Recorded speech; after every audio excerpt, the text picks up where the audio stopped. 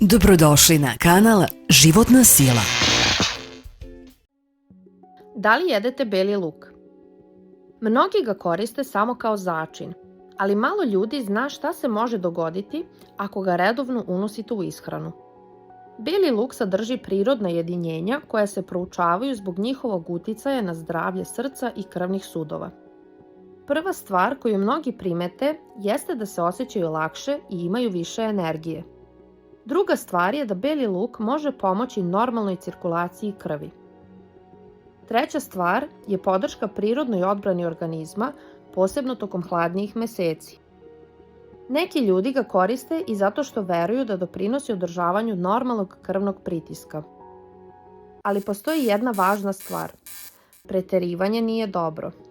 Velike količine belog luka mogu izazvati nelagodnost u stomaku, nadutost ili gorušicu kod osetljivih osoba. Nekim ljudima mnogo belog luka dosta spusti pritisak.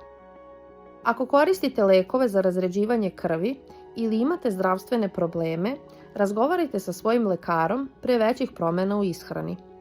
Napišite u komentar koliko ga jedete i da li je pomogao vama ili nekome koga poznajete.